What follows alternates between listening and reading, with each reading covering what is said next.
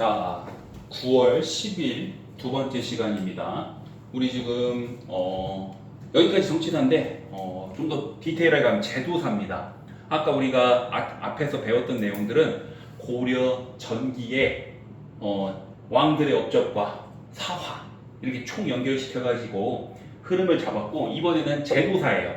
근데 이제 조선 후기에는 또 변하는 부분이 있거든요. 근데 기본적인 이 시스템은 조선 후기에도 그대로 갑니다. 나중에 조금 변하는 부분은 조선 후기에 우리가 다시 배우면 돼요. 자, 크게 중앙제도, 지방제도, 군사제도, 관리선발제도, 마지막에 내가 여기서 추가했던 교육제도까지 이렇게 해가지고 선생님이 내용 정리를 해봤는데요. 한번 봅시다. 중앙제도도 아마 여러분들 기억나실 거예요. 이걸로 먼저 보는 게 더 편할 것 같아. 자, 요거 여러분들 아까 말했던 의정부 6조죠. 의정부 6조 체제예요. 아까 6조 직계제, 의정부 서사제 여기서 구분할 수 있겠죠. 왕권을 강화시켰냐, 왕권과 신권의 조화를 추구했냐. 자, 그래서 왕이 뭐 기본적인 시스템은 의정부의 명령을 내리면 여기서 6조에 내려서 엄부 처리를 하는 겁니다. 의정부 서사제가 기본적인 시스템인데, 태종과 세조는 왕권을 강화시키다 보니까 결국에는 다이렉트로 6조 직계제를 했다는 거예요.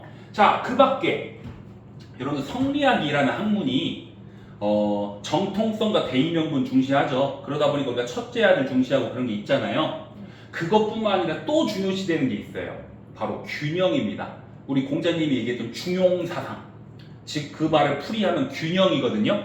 그 균형에 맞춰 이 제도를 만드는데, 이 시스템도 결국 정도전이 그 구축한 시스템을 발판으로 나중에 업그레이드 시킨 건데요.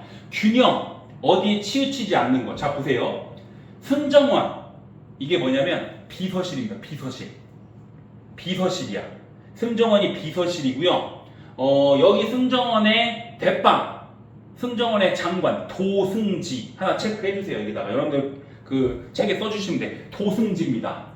승정원이라는 비서실의 최고 비서실장 도승지라고 불립니다. 보기에 많이 나오기 때문에, 보기에 가끔 이 승정 관련해서 도승지가 나오기 때문에 선생님이 여러분들한테 좀 더 제시하는 거예요.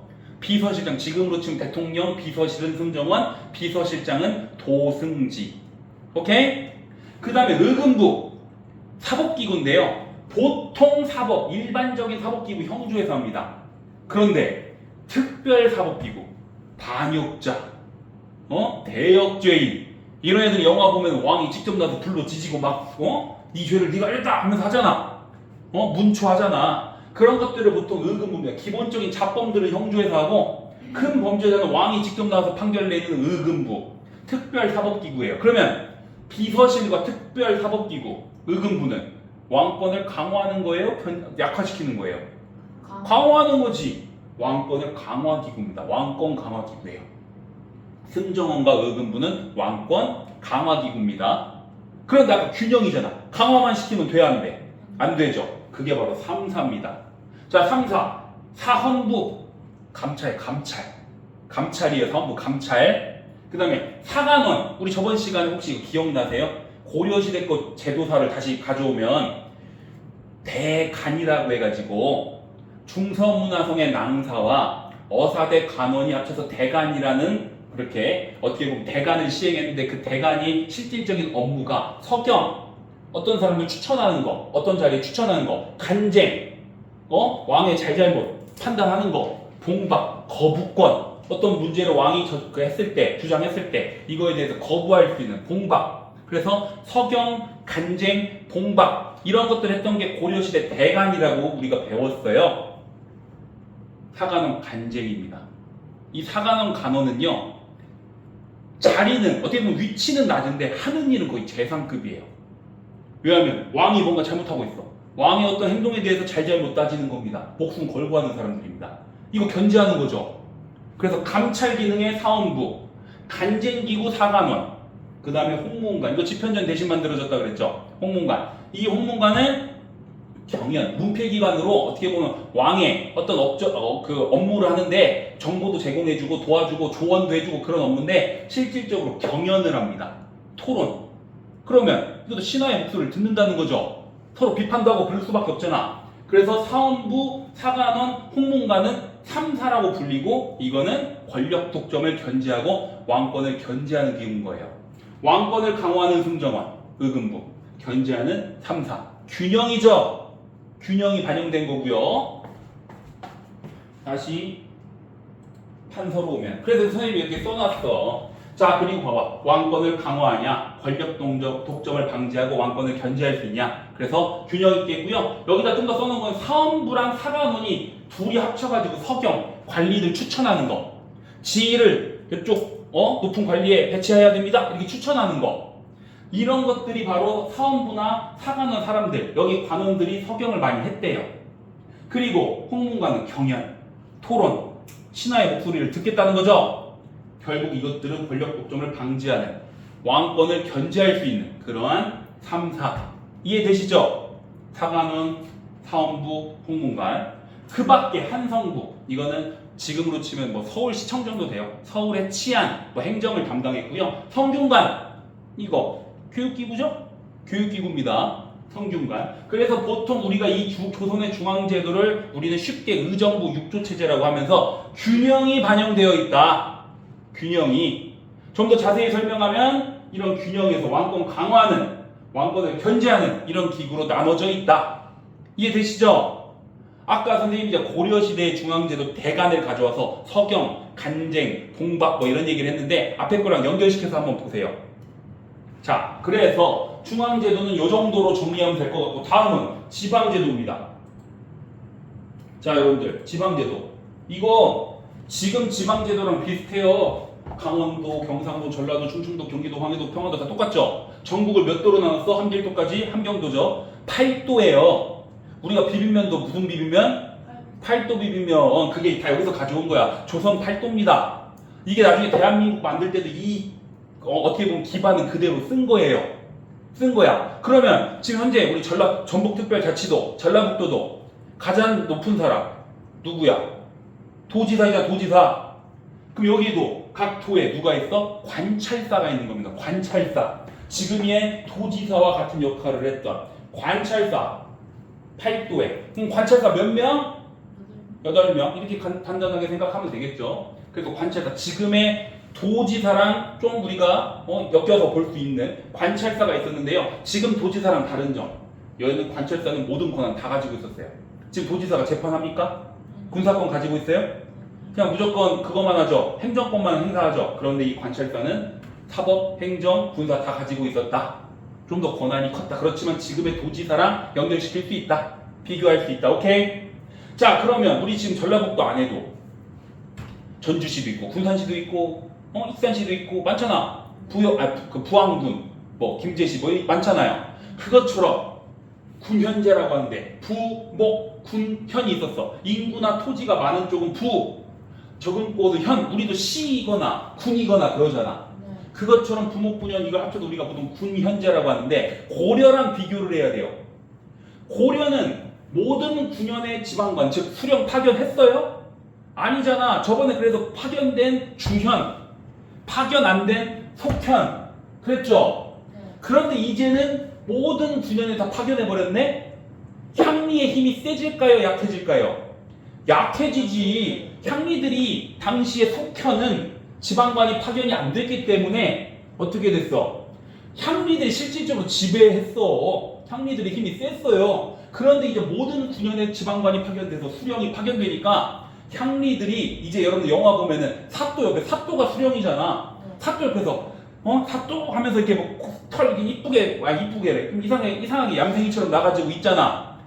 향리가 거의 고려시대 때는 지방의 왕급이었는데 이제는 거의 사또의 보좌관 수준으로 내려가 버린 거야. 모든 군현의 지방관 즉 수령이 파견됐기 때문에. 이해되시죠? 그 다음에 특수행정구역이라고 해서 향부곡소 우리 고려시대 때 있었죠. 향부곡은 기본 세금 내는 거 플러스 국가 공유지나 국유지 더 경작해야 되고 소는 특산품 내야 되고 그렇죠. 이것도 다 없어집니다.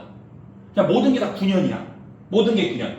자, 모든 게 군현이야. 그럼 이거 봐봐요. 전국 8도의 관찰사 다 보냈고요. 그 다음 모든 군현의 지방관 다 보냈어요. 수령 보냈어요. 그 향부곡소도 없앴습니다. 이거는 중앙집권 즉 왕이 중앙으로 힘을 집중시키는, 지방을 직접 통치하겠다는 이러한 강한 의지가 보이는 거죠. 그래서 중앙 집권이 강화된 거거든요. 근데 아까 내가 뭐라 그랬어? 성리학에서 뭐를 가장 중시하는 거라 그랬어? 성리학에서 균형, 중용이잖아.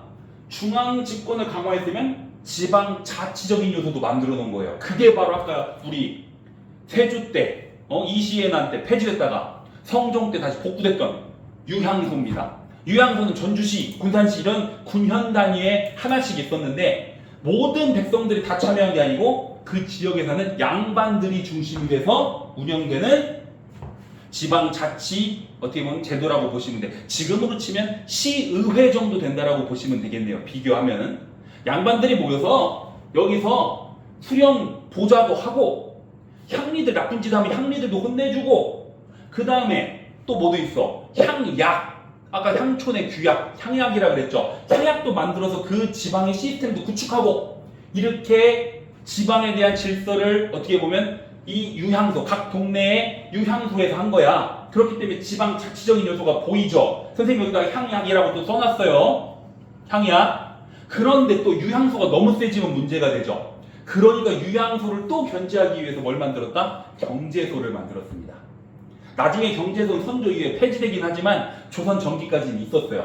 그러니까 이게 집중되는 걸 막는 거야. 중앙 집권 강화했으면 지방 자치도 딱 강화했어. 서로 균형을 잡아놨죠. 그런데 또 유향소가 너무 세지면 문제가 생기니 그 유향소를 견제하기 위해서 경제소도 설치했다는 거. 이해되실까요? 이해되시죠? 자, 그래서 중앙 의정부 6조 체제, 지방 8도 부목군현. 자, 그래서 결국에는 균형으로 총정리를 할 수 있는 겁니다. 세 번째, 군사제도. 자, 또 중앙군, 지방군 나누잖아요, 우리가 보통. 자, 중앙군 첫 번째 5위제. 그냥 5위라고만 보이면 돼요. 서울과 수도, 왕실을 지키기 위한 5위가 있었어요, 5위. 5위가 있었는데, 임진왜란이라고 써놨죠. 후기로 가는 건데요. 5위가 나중에 임진왜란 이후에 5군영 체제로 바뀝니다. 그래서 5군영이 보이면 조선 후기, 5위가 보이면 조선 전기예요. 그런데 여기다 내가 뭐라고 써놨어? 훈련도감 등이라고 써놨죠. 나중에 여러분 배울 거예요. 다음 시간에. 우리가 처음에 일본한테 임진왜란 때 밀려요. 그러다가 잠깐 휴전하거든요. 휴전할 때 우리도 부대를 정비하는 과정에서 훈련도감이라고 하는 부대를 정비를 합니다. 중앙군으로. 그 훈련도감 플러스 4개의 영이 만들어지면서 그걸 우리는 5군영이라고 하고 그게 조선 후기에 중앙 체계, 군사 체제라고 보시면 돼요. 아시겠죠? 자, 그래서 5군영이에요. 자, 그 다음에 지방군. 일단 여기 먼저 써주세요. 지방군.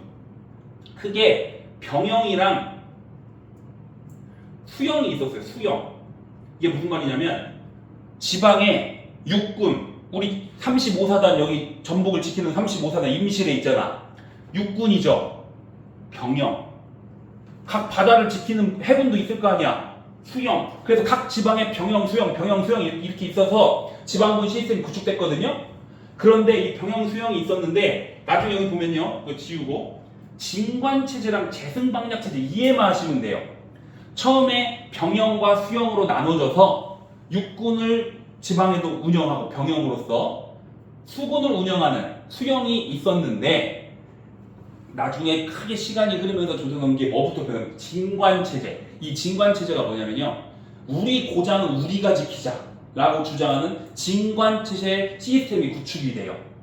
진관체제. 예를 들면 전주 사는 사람은 전주만 지키면 되고 군산 사는 사람은 군산만 지키면 되는 그 진관체제로 자리매김합니다. 병영, 수영이 있다가 나중에 자연스럽게 진관체제가 되는 거예요.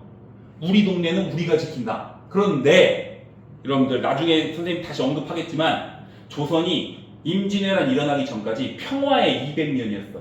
평화의 200년이다 보니까 원래는 16세에서 60세까지의 남성들 군대 가야죠. 군대 가야 되는데 평화의 200년을 지나다 보니까 군사훈련 받으러 갈 때 가기 힘드니까 군포, 면포를 짜가지고 대신 국가에 납부하는 조건으로 군역을 빼줬어. 근데 이게 거의 룰처럼 변해가지고 원래는 군대를 가야 되는데 자 면포 줘요, 면포 드릴게요, 면포 줄게요 하다 보니까 면포는 국가에서 세금으로 걷죠. 그런데 군인이 없는 거야. 그럼 원래 면포를 받았으면 이 면포를 바탕으로 군인들을 고용해서 뭔가 해야 될 거 아니야. 그런데 평화의 200년이다 보니까 면포만 받고 우리가 보통 군포라고 합니다. 군대 대신 면포를 냈다고 그래서 군포라고 합니다. 군포만 내고 군인은 없고 이러다 보니까 진관체제가 유지가 안 돼. 왜? 우리 고장은 우리가 지키는데 고장을 지킬 사람이 없어. 군포 내고 다 빠지니까. 그러니까 자연스럽게 재승방약체제 이거 한 곳으로 다 모읍니다. 전라북도에 있는 병력들 그냥 다 전주에 모여. 전주에 모여가지고 그냥 한 방에 하는 거야. 왜냐면 자기 고장을 지킬 병력이 없어. 그러니까 다 합칠 수밖에 없어. 이해되시나요? 네. 지방군 시스템 머리로 그리시면 돼. 원래 기본은 병영 수영으로 나눠져가지고 쭉 구축이 됐단 말이야. 근데 자연스럽게 우리 고장은 우리가 지킨다라고 하는 진관체제가 자리매김을 해요.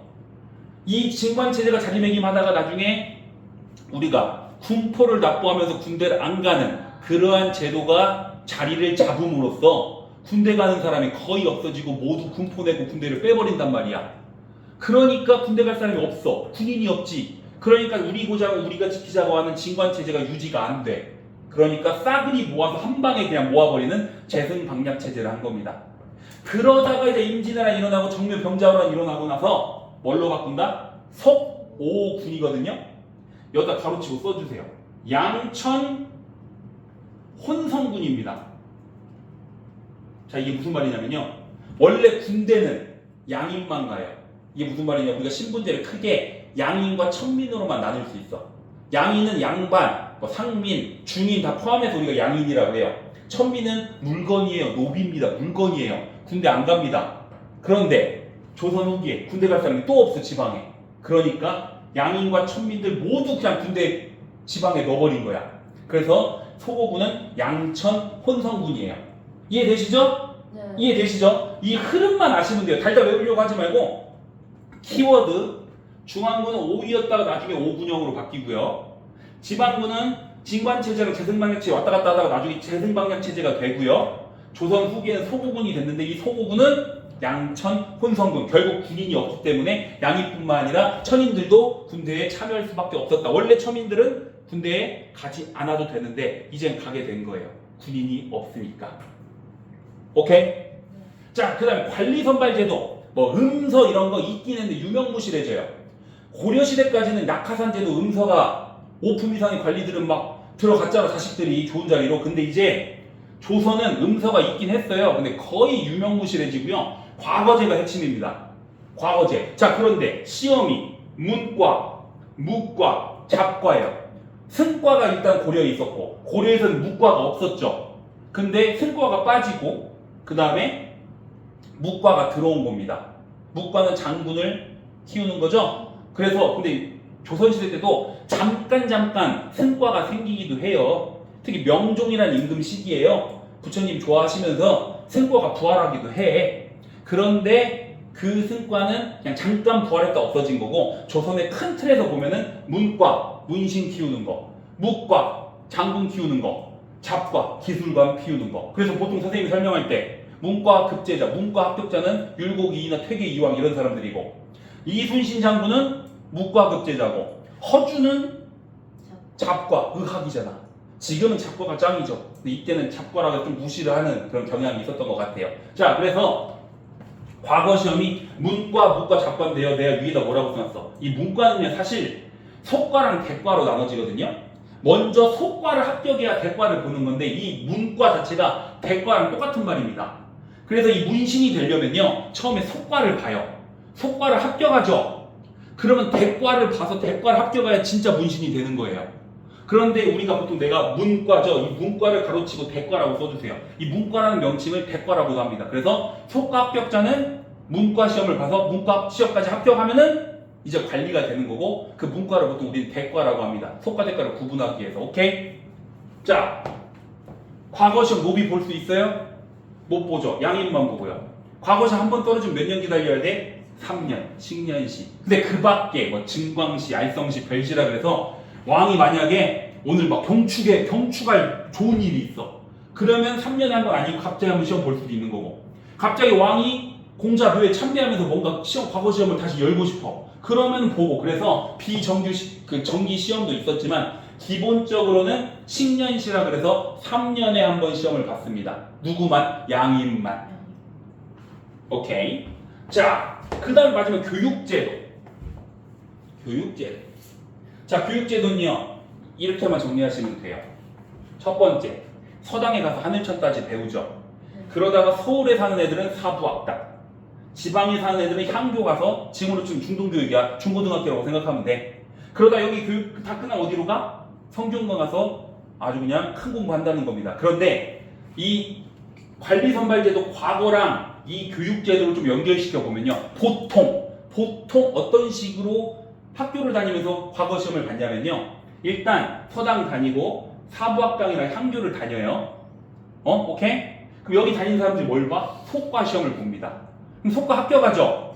그러면은 성균관을 들어갑니다. 그래서 성균관에서 공부 열심히 하고 마지막에 대과를 가서 시험을 합격해서 진정한 문신이 된다는 거예요. 오케이? 그 문과에서 가장 1등한 사람 우리는 장원급제라고 하죠. 장원급제. 여러분들은 율곡, 이미, 퇴각, 이왕 이런 사람들 거의 다 장원급제입니다. 그래서 천재들이죠. 자, 그리고 마지막 이 교육제도에 또 하나 서원이라는 걸 내가 여기서 추가하는 거예요. 서원은 이 교육제도랑 좀 다른 면모가 있긴 하지만 이것도 똑같은 교육제도였어요. 지금으로 치면 학교라기보다 학원이라고 보시는 게 더 이해하기 편할 거야. 서원은요, 교육도 하지만 제사 기능까지 같이 했어요. 유명한 성리학자나 유교학자들의 제사도 기능을 하면서 교육도 했단 말이야. 근데 내가 여기서 하고 싶은 얘기가 뭘까? 아까 살인과 연결시켰을 때 서원, 향약, 이게 결국엔 살인의 지방에서의 기반이었고, 훈구파가 때려잡아도 어떻게 살인이 서원과 향약을 바탕으로 계속 중앙으로 진출하면서 나중에 선조, 임진왜란이 일어날 때쯤 되는 선조 시기에는 훈구파는 자연스럽게 사라지고 살인파가 모든 권력을 차지한다. 이렇게 여러분들이 연결시키면 되겠습니다. 아시겠죠? 그래서 뭐 여기 군사제도인데 일부러 뺐어요. 16세에서 60세. 그리고 여기서 연결시킬 거 아까 군사제도 16세에서 60세 남성은 일단 군대 가야죠. 군대 가야죠. 그런데 아까 보법 기억나요?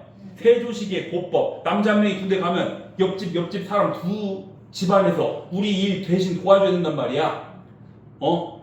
정남 하나당 여정 2명. 여기에 이게 키워드인데, 한 명이 군대 가면 남은 집안에서 두 집에서 와가지고 도와줘야 된다는 그 보법. 그 보법을 16세에서 60세 군대 가는 거랑 연결시키시면 됩니다.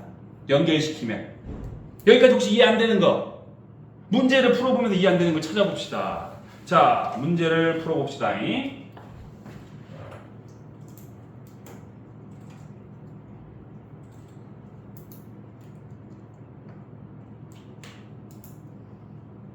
자, 문제를 보세요. 여러분들.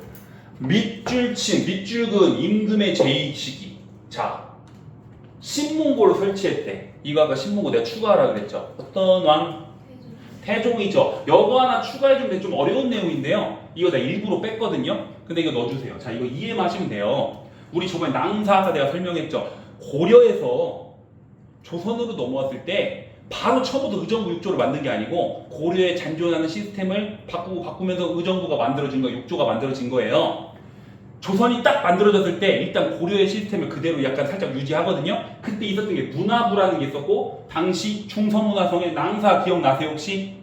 낭사. 우리 저번 시간에 재신과 낭사, 중서문화성에 있었다 그랬잖아. 낭사. 그 낭사가 어사대 관원이랑 같이 했던 게 대간이고, 그 대간이 서경 간쟁 공박이라고 아까 설명했죠.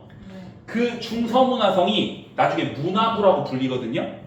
그 문화부 중서문화성의 낭사가 태종 때 아까 우리 사간원 간쟁하는 왕의 잘잘못 따지는 간쟁기구 사간원 있죠. 그걸로 독립시킵니다. 그러면서 점점점 시간이 흐르면서 의정부 6조 체제가 만들어진 거예요. 그래서 이 시기 문화부 낭사, 즉 중서문화성의 낭사를 사간원으로 독립시키고, 이 시기가 바로 태종 시기입니다. 이거 하나만 추가해 주세요. 그럼 이걸 통해서 우리 신문고를 통해서 이 문화부 낭사를 통해서 사간으로 독립했다는 걸 통해서 누구로 추측하면 된다? 태종으로. 답은 몇 번? 3번. 6조 직계제. 오케이? 자, 오른쪽에는 1번 봅시다. 가관서에 대한 설명으로 옳은 거. 자, 이것도 좀 어려운 문제야. 자, 읽어보세요. 키워드가 하나 있긴 합니다. 키워드. 뭘까? 어디 있어? 도승지 어디 있었어? 몇 줄이죠? 내 왜 눈에 안 보이냐? 그치 여기 있네. 내가 도승자 아까 얘기했죠? 도승질 이게 뭐야?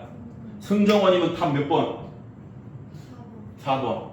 왕의 비서 역할. 그렇죠? 도승질을 통해서 문제 풀 수 있죠? 자, 그 다음에 마지막 2번. 꼭 이거 한 문제씩 계속 나오는 것 같아. 가나 사이시기. 자, 조의제 무슨 사와? 무사와. 응. 조광조 나왔어. 무슨 사와? 무슨 사와? 기묘사와. 그럼 사이에 무슨 사와? 답 몇 번? 5번 패비윤씨 문제 맞죠? 안 어렵죠? 요 정도만 해도 문제 푸는데 지장 없죠? 사실 100점 맞으려면 더 해야지. 근데 우리 100점 목표 아니잖아. 빠르게 80 찍고 우리 올 거잖아. 그리고 만약에 문제 풀다가 추가되는 내용 여기다가 추가하면 되잖아. 여러분들 여기다가 추가하면 되겠죠? 그래서 오늘 여기까지 해서 조선 전기의 정치사를 다 한 겁니다. 다음에 외교, 다음 주에는 외교, 그 다음에 경제 문화 하고 조선 후기까지 해서 다음 주에 조선 다 끝납니다. 다음 주에 조선 다 끝나. 오케이? 자, 오늘 여기까지 하겠습니다. 여러분 고생 많았어요. 집에 조심히 갑시다, 여러분들.